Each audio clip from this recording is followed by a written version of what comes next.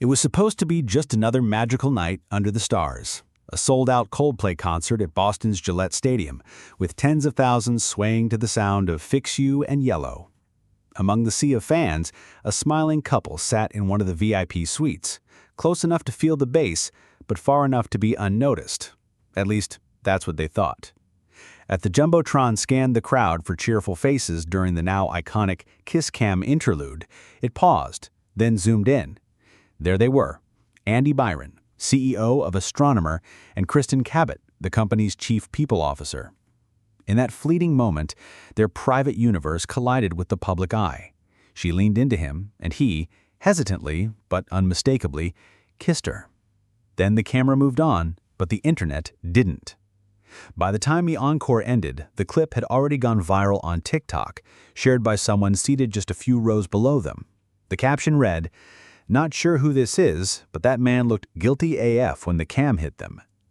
By morning, someone had identified the couple. By lunchtime, memes were everywhere, and by evening, reporters were knocking on doors. What happened next was the kind of corporate wildfire that spreads before anyone can grab a hose. The kiss wasn't just a kiss, it was a bombshell. Andy Byron was married, Kristen Cabot was his subordinate, and Astronomer was a rising tech company riding the wave of enterprise data automation. Overnight, the narrative shifted from promising startup to power scandal in the boardroom.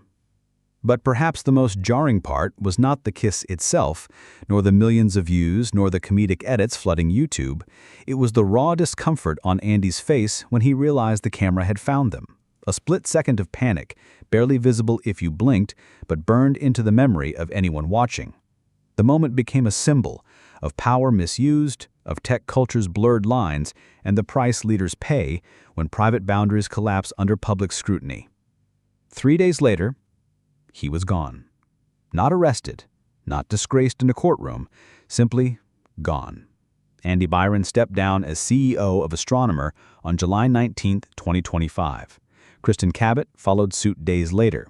Their LinkedIn profiles went silent, their presence vanished from the company's leadership page, and Astronomer, desperate to distance itself from the blaze, appointed a temporary CEO and began a charm offense featuring none other than Gwyneth Paltrow, Chris Martin's ex-wife, to front a PR campaign aimed at softening the backlash. But for those who had followed Andy's rise in the startup world, this was more than gossip. It was a rupture, the kind of fall that leaves a crater, professional, personal, and cultural. How did one of the most respected figures in the data engineering space, a man who preached transparency and trust, end up becoming the subject of internet ridicule and corporate exile? And more importantly, was this the story of a momentary lapse, or had something darker been brewing all along? Because this wasn't just a kiss, it was the opening scene of a very public undoing. Long before his name became synonymous with scandal, Andy Byron was hailed as one of the most promising minds in enterprise tech, a figure who moved through the data world with quiet confidence and precision. He wasn't a Silicon Valley celebrity with flamboyant pitches and viral sound bites. He was something rarer, an engineer's engineer, a builder, a listener, a leader whose authority didn't come from noise, but from impact.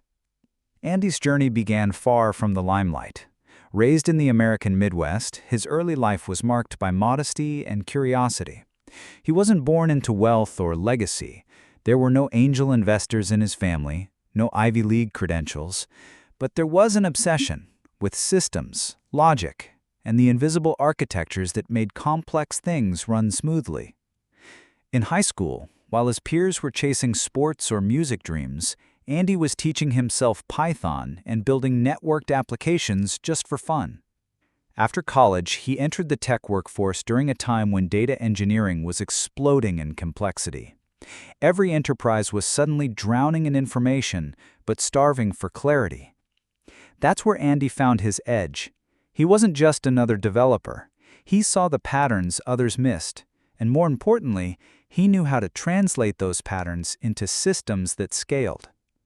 In the late 2010s, he joined Astronomer, a then-obscure startup based in Cincinnati, Ohio. At the time, Astronomer was still in its experimental phase, grappling with a daunting problem: how to simplify and operationalize Apache Airflow, an open-source workflow tool that was both powerful and maddeningly complex. Andy's entry into the company marked a turning point. Within months, he wasn't just contributing code, he was shaping product vision, architecture, and strategy. By the early 2020s, Andy had become the de facto face of Astronomer's technical soul. He was appointed CEO not because he was the loudest voice in the room, but because he was the most trusted. Engineers respected him, clients listened to him, investors believed in him. And the timing couldn't have been better. As industries across the globe embraced data pipelines and cloud transformation, Astronomer surged. The company raised tens of millions in funding. It inked deals with Fortune 500s. It became the go-to name for airflow support and orchestration. And Andy, once the shy developer from Ohio, was suddenly sitting across from venture capital titans, whiteboarding solutions that would power banks, pharmaceuticals, and government systems. What set Andy apart wasn't charisma, it was clarity.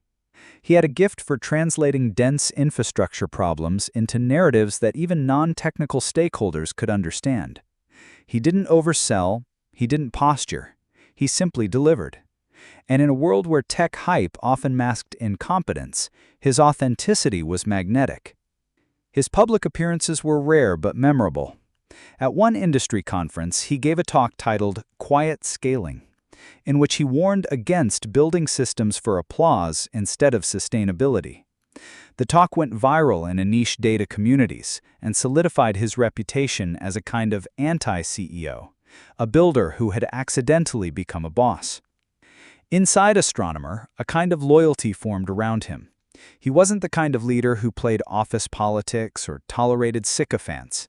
He promoted engineers from within. He rejected flash for function. And he insisted on hiring people who cared more about product integrity than status.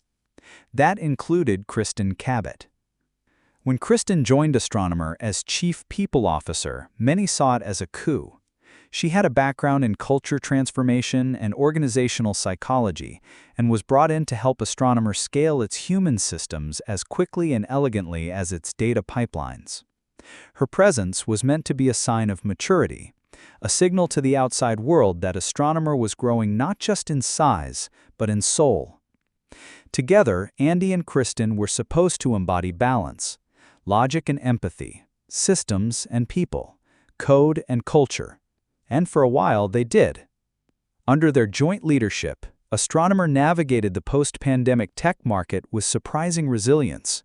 While competitors burned cash and laid off staff, Astronomer expanded, quietly but steadily. Andy became a speaker at select private events. Kristen spearheaded diversity initiatives. The media began to notice. Astronomer made the top 50 startups to watch list. There was talk of acquisition. There was even talk of IPO. From the outside, it looked like a textbook rise, the kind that startup founders dream of. But like all textbook stories, this one skipped the footnotes.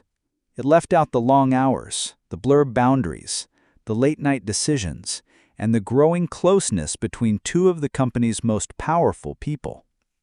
Closeness that would one night in July turn from private trust into very public trouble.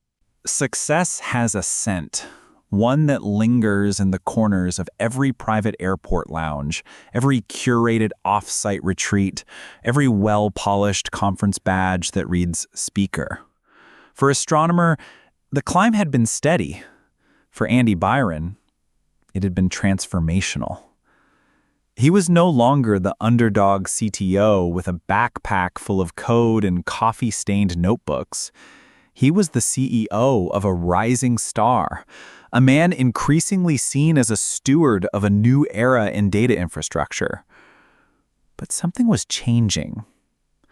People noticed it in subtle shifts. The once modest office perks grew extravagant. A new executive lounge was built with soundproof glass. Team offsites morphed from humble Airbnb getaways into luxury resort affairs, sometimes with private chefs and custom swag that cost more than some employees' laptops.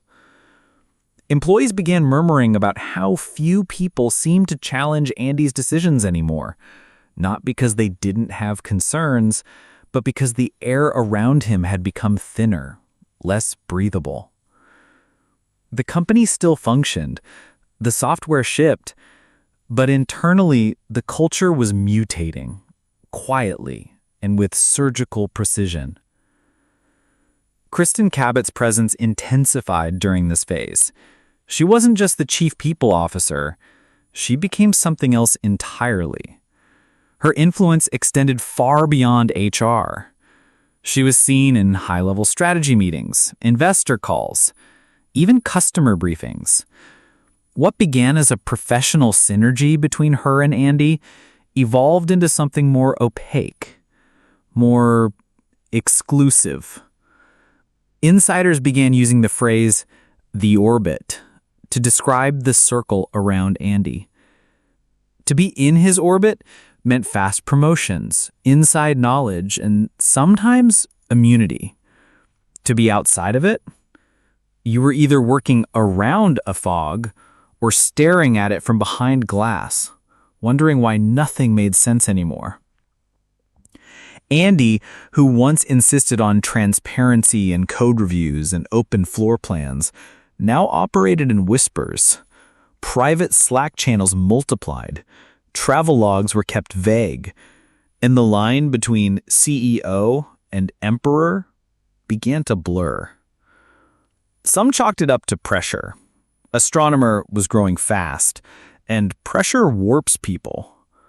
Others suspected something more deliberate, an erosion of boundaries, a loosening of ethics under the weight of unchecked control. Andy no longer just led, he curated. Everything around him, from comms to culture, felt tightly managed, crafted to maintain an image of technical brilliance wrapped in ethical clarity. The irony, of course, was that Andy loathed being called a thought leader. He once told an employee during a performance review, "The second you start branding yourself is the second you stop building." But the company's media team, under Kristen's guidance, did exactly that. They rebranded Andy's narrative from reclusive founder to visionary CEO. They launched leadership spotlights, podcast interviews, and even a campaign called The Quiet Architects of Data, with Andy front and center. Behind the curtain, however, that architecture was less stable. Multiple employees, mostly junior, mostly female, began raising subtle concerns. Nothing dramatic, just questions about lines being crossed, influence being unevenly distributed, and Kristen's shadow over personnel decisions. One engineer, speaking under condition of anonymity, said, "It was like there were two HRs, one for the rest of us and one for the chosen." There was no smoking gun, no formal complaints filed, but there was tension, and worse, resignation.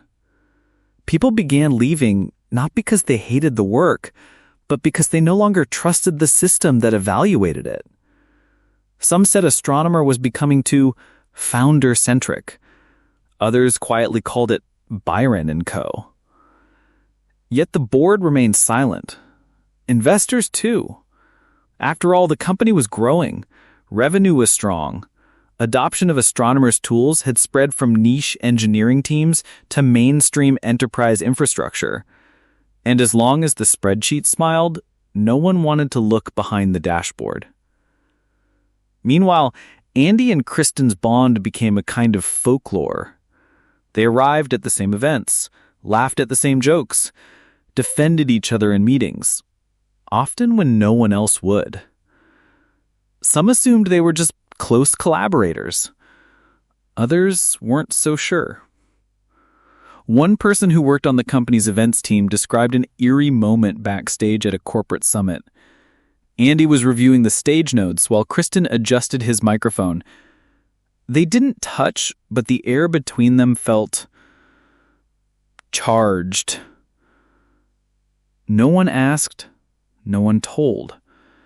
Because in startup culture, when a company is winning, silence often feels safer than scrutiny. Until it isn't. The fall didn't begin with a boardroom coup, a whistleblower leak, or an investigative report. It began with a kiss.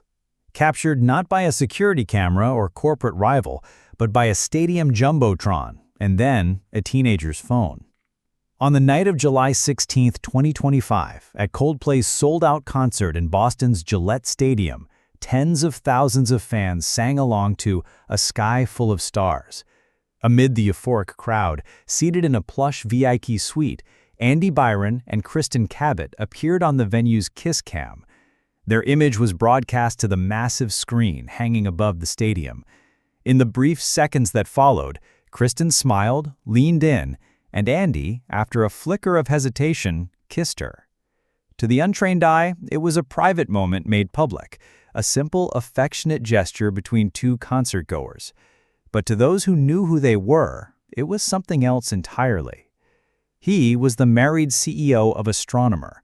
She was his chief people officer.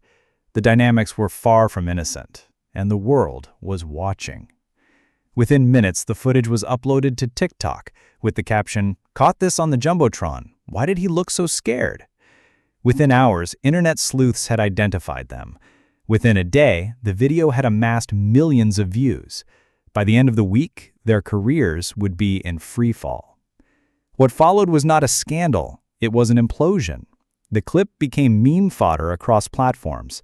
The internet dissected Andy's facial expression, Kristen's body language, and the calculated swiftness with which both seemed to register they had been exposed. Comment sections exploded with debates over power imbalance, workplace ethics, and the long-standing silence around executive misconduct in startup culture. But it wasn't just digital outrage. Inside Astronomer, the reaction was swift and cold. Employees who had long sensed something unspoken now had proof. Rumors became reality. Discomfort became betrayal. Within 24 hours, the board of directors convened a private session. Statements were prepared. Legal teams were briefed.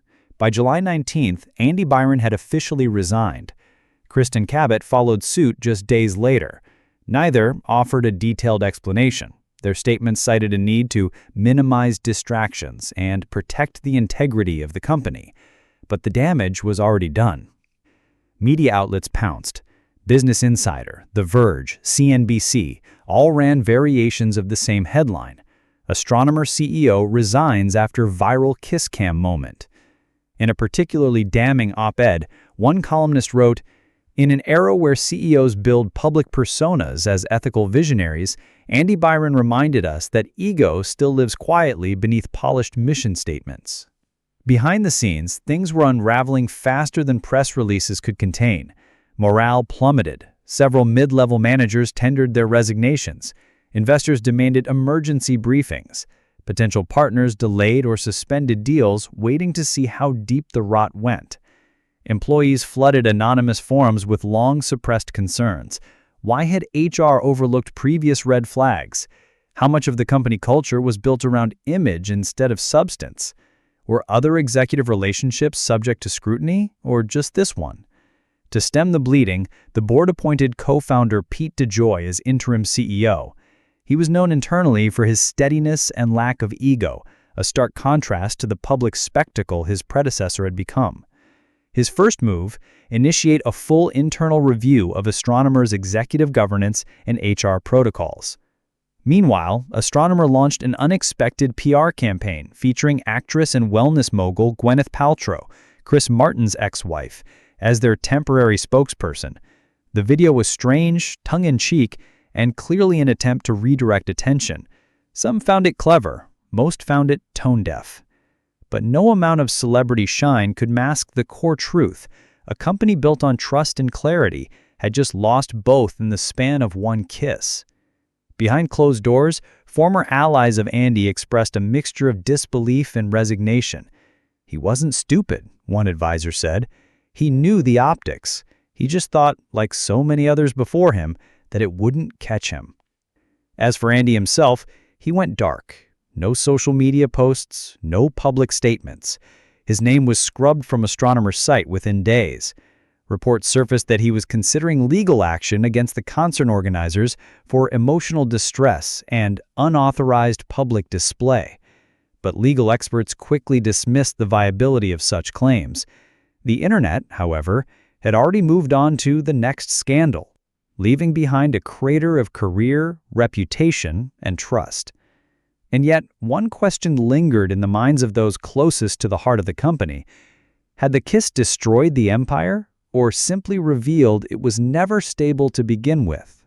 In the days that followed Andy Byron's resignation, the tech world held its breath. Would he speak? Would he apologize? Would he fight back? He did none of those things. Instead, Andy vanished, digitally, professionally, and almost physically.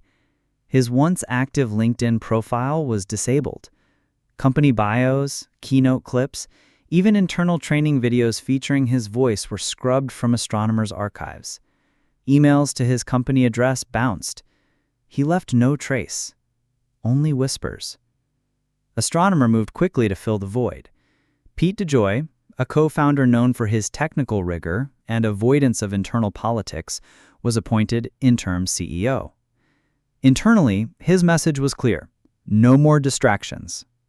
Externally, the company struck a delicate tone, acknowledging the moment, but redirecting focus to product stability and client confidence. Still, the fallout wasn't so easily contained. A small but significant number of employees resigned in the weeks following the scandal. Some left in protest, others cited misalignment with leadership values. Anonymous posts on workplace forums like Blind and Reddit's r/tech lounge detailed the disillusionment. One user wrote, "We thought we were building something that mattered.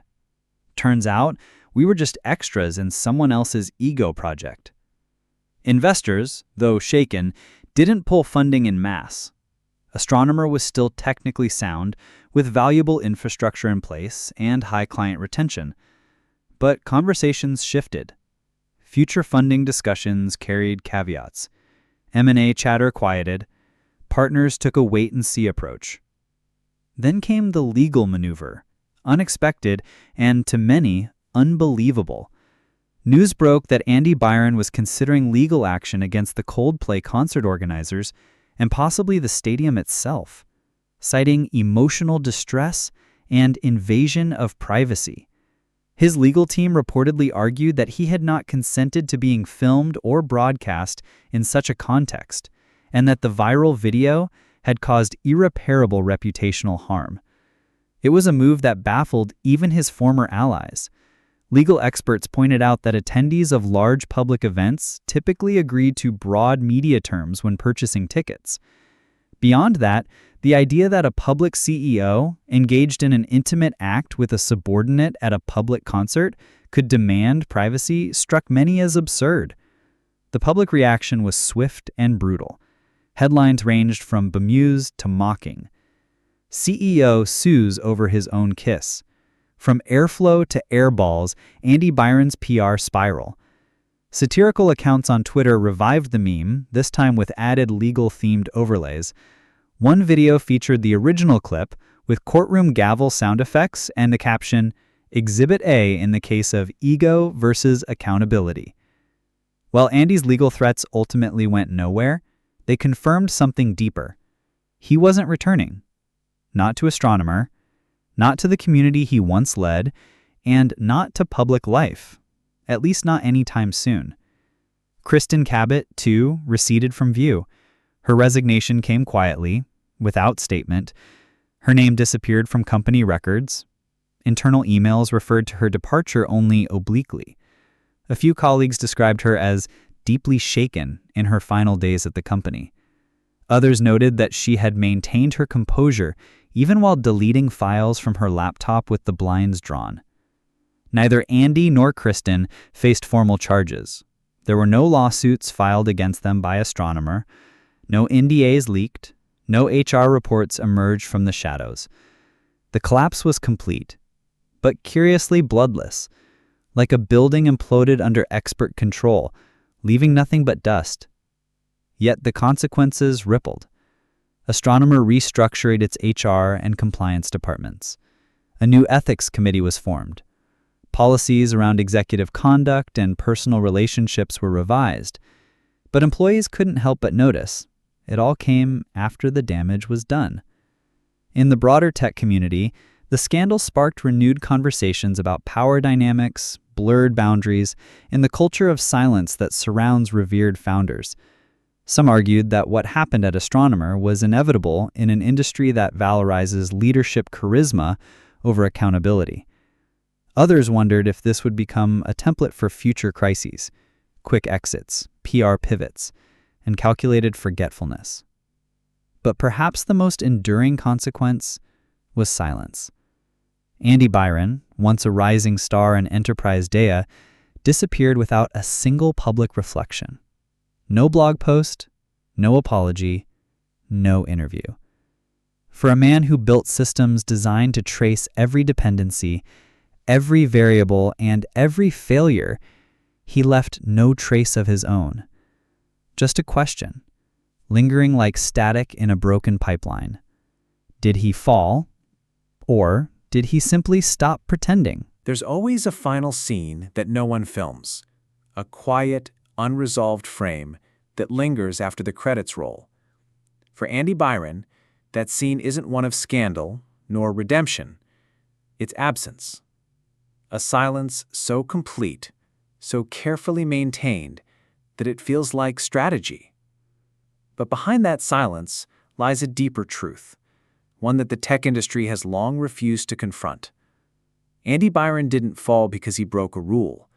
He fell because he embodied a system that never wanted to name the rules to begin with. For years, startup culture has been built on ambiguity. The boundary between personal charisma and institutional power is soft. Founders double as cult leaders. Ethics are branding choices. And ambition, when cloaked in enough technical competence, is often mistaken for virtue. Andy Byron fit this mold perfectly. He was brilliant, but not flashy, trusted, but not questioned. His rise was steady, earned, and above reproach, until it wasn't.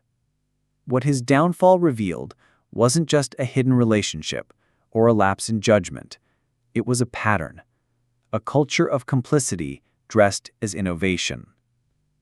At Astronomer, transparency was a slogan. Andy talked about it in keynotes, Kristen operationalized it in HR, but neither of them practiced it when it mattered most. The kiss was not the betrayal. The lie of openness was. What no one wanted to admit was that many people had known. Not about the concert, perhaps, but about the strange closeness, the one-off decisions that didn't feel quite right, the growing sense that power was being hoarded, not shared. But to speak up would have meant questioning a leader who got things done. It would have meant risking proximity to the blast radius if it ever went public. So, like in many companies, people didn't speak. They adjusted, they rationalized, they waited. And when the collapse came, they were told it was a momentary failure, a one-time lapse, a personal mistake. But it wasn't. It was architecture. Andy didn't build a house of cards, he built a fortress. Walls of trust, ceilings of silence, floors so polished no one dared look down. He wasn't a villain in the traditional sense. He didn't embezzle, defraud, or harass, but he manipulated the architecture of belief. He built a version of himself so effective, so unassailable, that no one noticed the cracks until they were standing in rubble. And Kristen? She wasn't just a passenger. She was an architect too. Together they demonstrated how two people could bend an entire company's structure around their relationship and still be considered professional. Their story isn't unique, it's just visible. Most founders don't get caught on kiss cam. Most power imbalances don't go viral, but the dynamic of control masked as culture, of loyalty replacing accountability, is everywhere. Astronomer became a case study, not because it was uniquely toxic, but because it was momentarily undeniable. And what remains now? A company rebuilding, a workforce redefining its voice, a community trying to remember what integrity looks like outside of Slack channels and OKR dashboards. And Andy? He walks through that final scene alone. No redemption arc, no confessional podcast, just an enduring reminder that in tech, the most dangerous figures aren't always the ones who lie. They're the ones who learn how to tell just enough truth to keep their silence holy. His is not a tragedy. It's a warning. Because if this could happen at a company like Astronomer, with its values, its talent, its promise, then it can happen anywhere. And it likely already has.